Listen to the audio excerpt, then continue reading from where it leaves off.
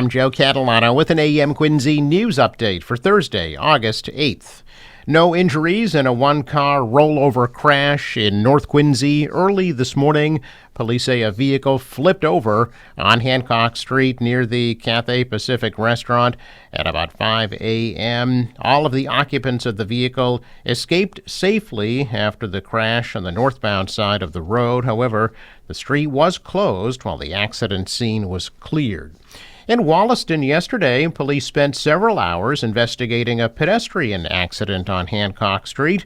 One person suffered non-life-threatening injuries near Supreme Liquors. Both incidents are now under investigation. The City of Quincy has been approved for a low-interest loan to continue making improvements to the city's water and sewer system. The Massachusetts Clean Water Trust approved a $7.1 million loan at 1.5% interest as the city continues upgrading water and sewer pipes across the city. The trust, in collaboration with the State Department of Environmental Protection, helps communities build or replace water infrastructure that ensures the safety of drinking water and protects public health. Quincy's loan was part of a $60 million package of low-interest loans and grants awarded to several Massachusetts communities this week.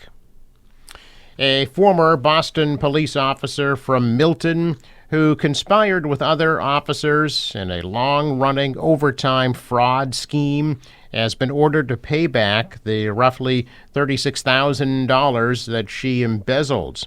In addition to restitution, 62-year-old Diana Lopez can expect to spend 6 months in prison, followed by 2 years supervised release.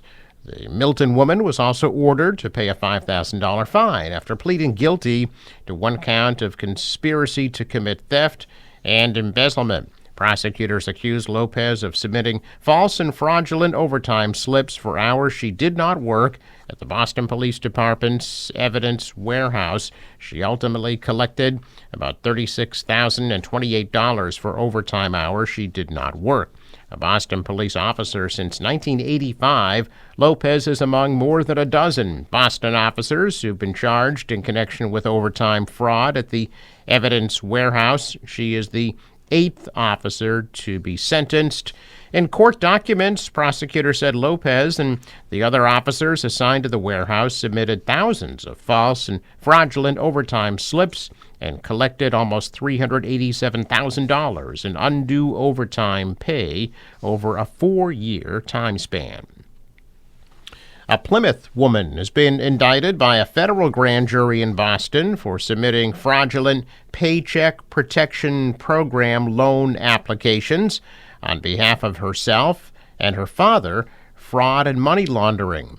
Catherine Reynolds, 65 years old, was indicted on 2 counts of wire fraud, 1 count of money laundering. Reynolds will be arraigned in federal court. She was charged by criminal complaint. According to the charging documents, Reynolds submitted 2 fraudulent loan applications seeking loans for herself and her father pursuant to the Paycheck Protection Program. The loan application falsely claimed that Reynolds and her then 86-year-old father earned over $100,000 per year providing massage services in their home.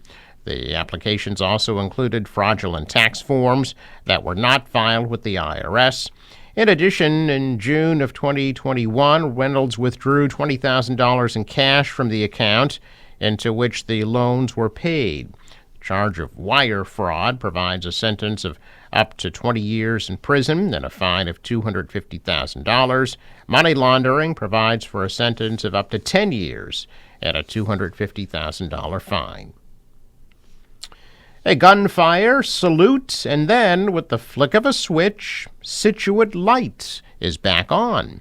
Taken down 2 years ago after corrosion threatened to topple it, the historic beacon was completely renovated so that now from its white base to its copper-cladded lights, it glimmers once again. More than 30 winding stairs lead to a ladder revealing an unsurpassed view of the Atlantic Ocean. Hundreds of people showed up yesterday for the rededication ceremony.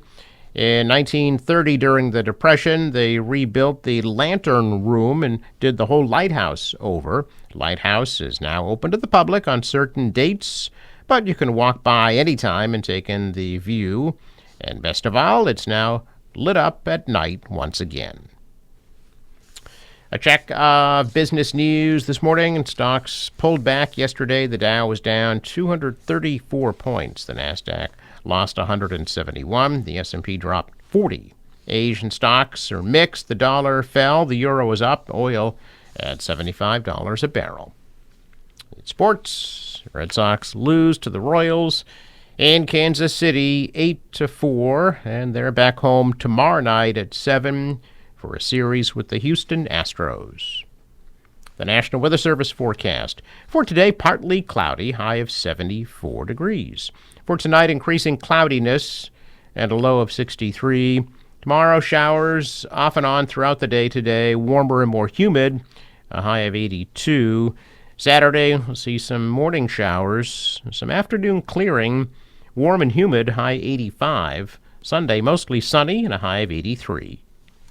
The boater today waves about a foot, an east wind at 5 to 10 knots, the high tide at 2:52 p.m. Sunrise 5:44, sets at 7:53. I'm Joe Catalano with an AM Quincy news update for Thursday, August 8th.